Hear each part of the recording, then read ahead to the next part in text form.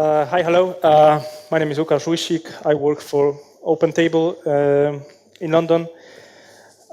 So today you heard a presentation already about distributed systems. Tomasz gave a great presentation, and he mentioned a little bit about distributed message-based system.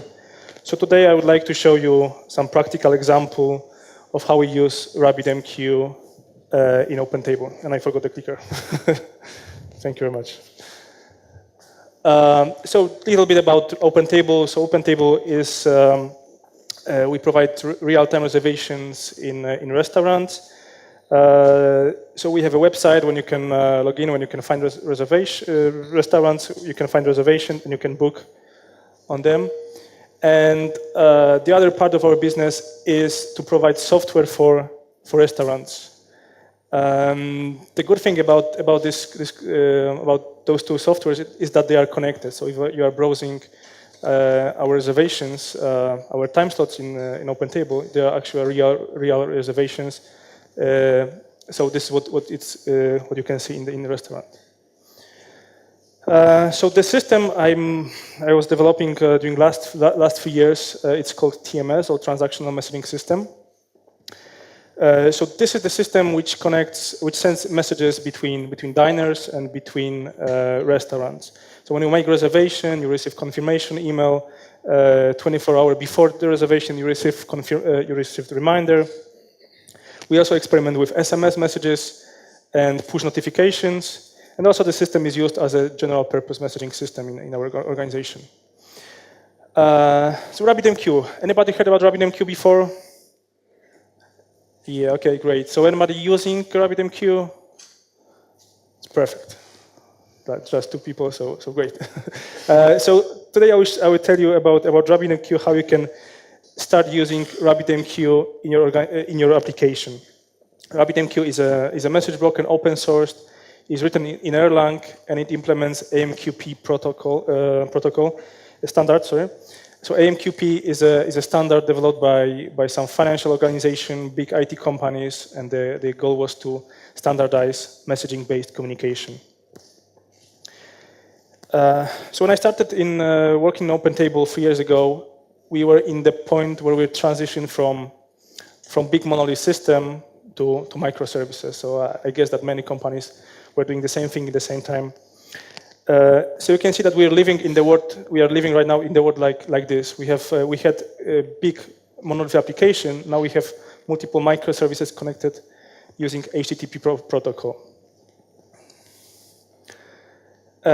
Our system does three things. We can divide it into 3 steps. First of all, it's receiving a request to send email. Second thing, second step is doing composition of the email, and then third thing is sending that email. We divided this process into 3 steps because this is actually a very long-running process. I mean, maybe not very long-running, but this is a long-running process. The composition of the email takes time. We have to connect to around 10 other 10 other microservices to get reservation details, restaurant address, user points balance, and stuff like that. So if those three phases, 3 steps takes time, we decided why not to introduce queues between them and then have a messaging system, because it looked very, very nice. It looked suitable for this architecture. It looks suitable for our system. But there are some kind of problems that you will face when you are developing messaging-based system. I will just mention 5 of them today. There are much more, but I will show you how RabbitMQ and RabbitMQ functionalities will let you solve all of those problems. So first thing is good API design. As I showed you before on the slide, we live in a HTTP REST services world. And when we were starting to use RabbitMQ, telling people that, okay, you are calling us not via HTTP, you are calling us on RabbitMQ, was not an option. Because, well, people were convinced that HTTP is a very good solution for everything, so we had to live in this world. But I will show you how we can go about this and how we can design this, our API to work with messaging system as well.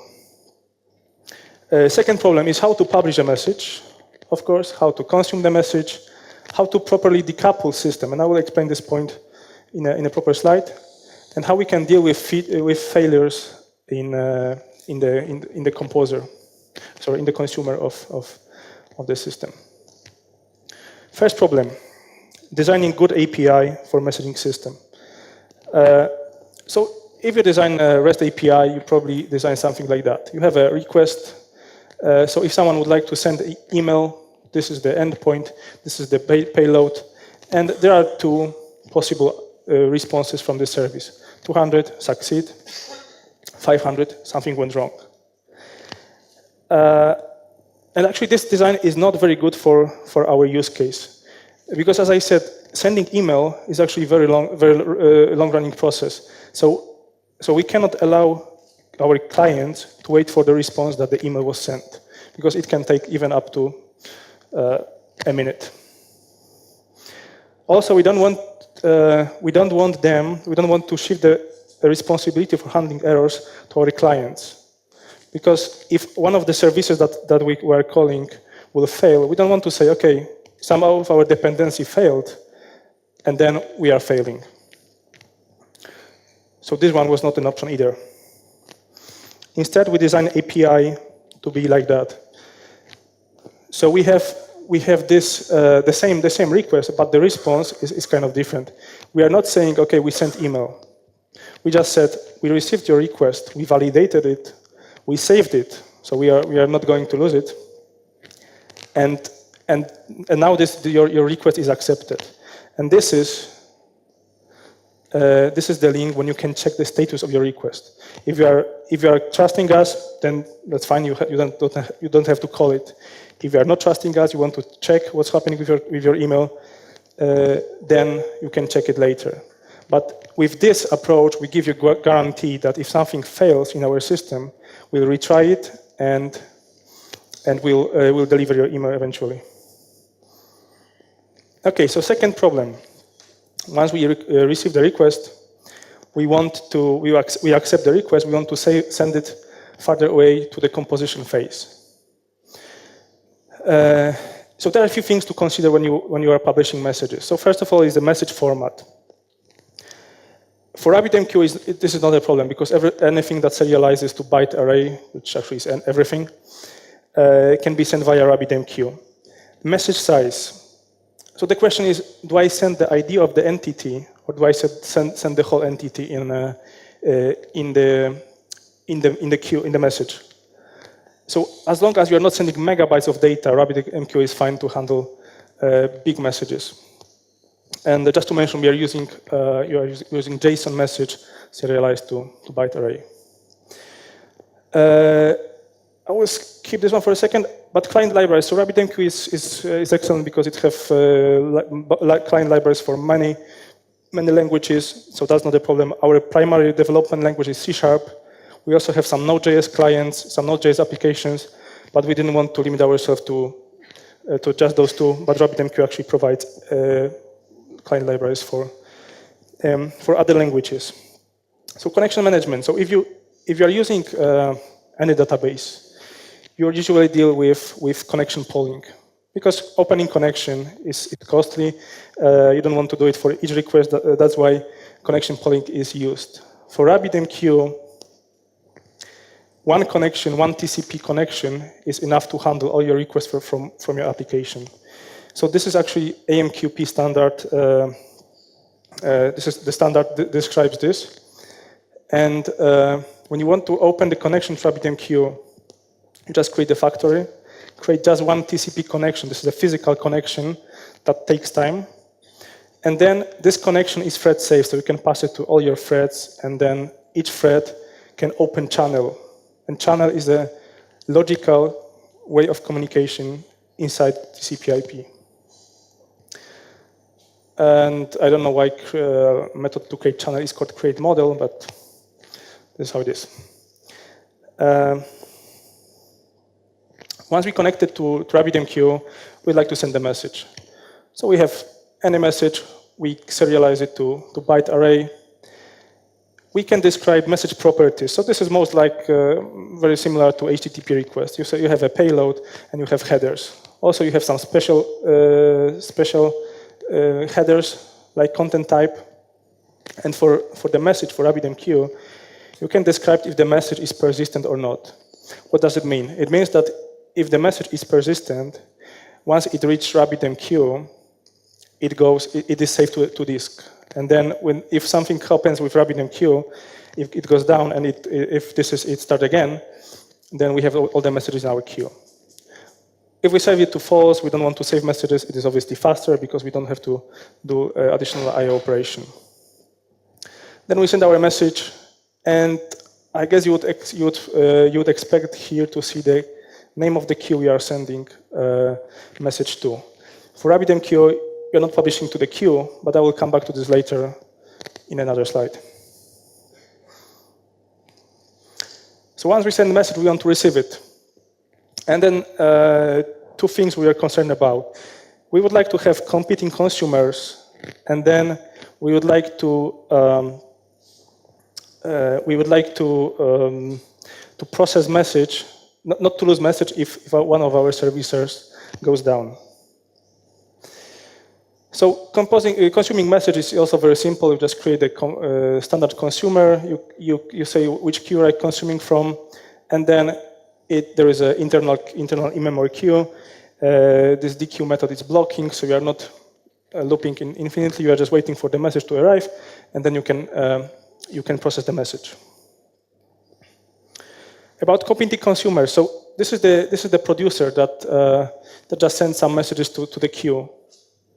And if I start two consumers in the same time, you can see that this is actually built-in functionality.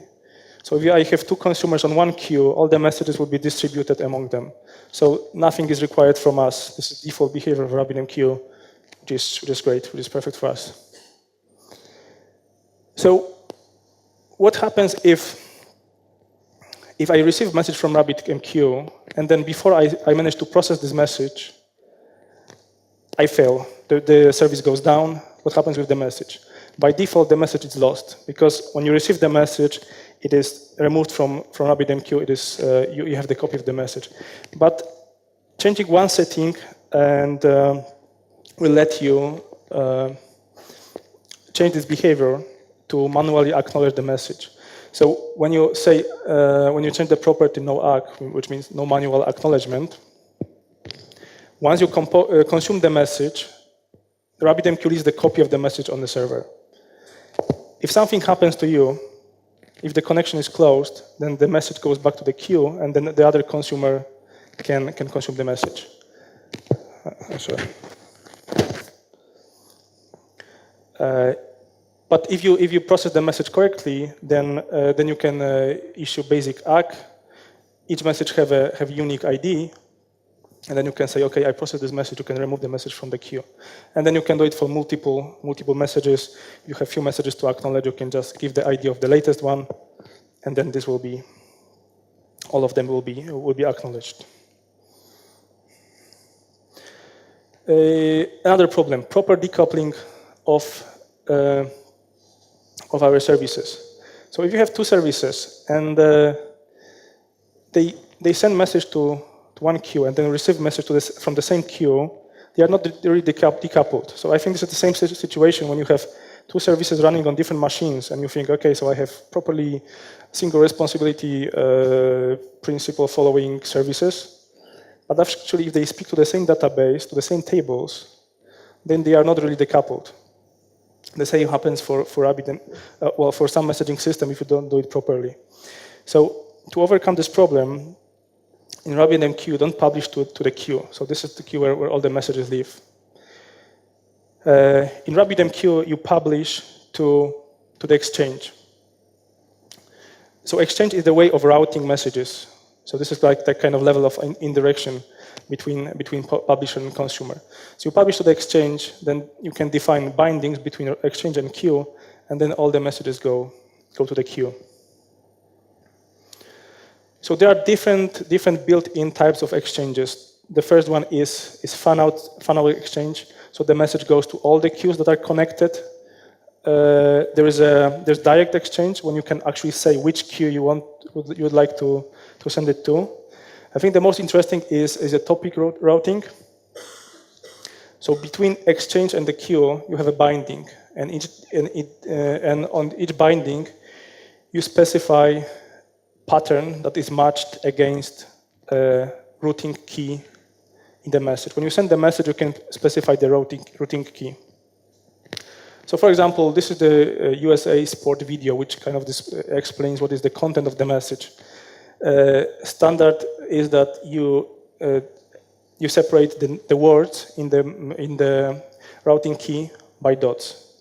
So for example, this is USA, sport, audio, and stuff like that. And if you see one of the message has not been routed because nothing was matching, so it was just removed. One message was actually delivered to two queues, and then another message was delivered just to one queue. So another thing is how we'd like to deal with failures in RabbitMQ. So let's say that we received the message and our service is working fine, but this particular message has something wrong. There's something wrong with it. Or during the processing the message, something happened, and then we would like to retry in the future. So the thing that the worst thing we can do, I think, is to save it to database and then have a process that goes through some particular table in database, and every minute resends stuff to back to RabbitMQ. So this is actually also done in RabbitMQ. So there are two extensions to AMQP process. First extension is time to live extension, and then there's dead letter exchange. So what you can do with it is when you consume a message from a queue, this is the consumer, and then something goes wrong, you would like to retry, you can send it to the special queue, and then you can configure this queue to send the message back to the primary queue after some time. I would say this scenario is good enough for us. It's not very flexible because you cannot change the time you cannot change the timeout here. In RabbitMQ, actually, you cannot change queues at all. You have to delete the queue. You have to define the queue again. So it's kind of difficult when you have messages in the queue. So it's not very flexible. Also, you can specify just relative time. You cannot specify absolute time of delivery, which is kind of annoying. But for that, we have separate system, separate microservice, which does that. Also, if you'd like to have delayed delivery, so for example, I would like to deliver a message to this queue, but after 5 minutes.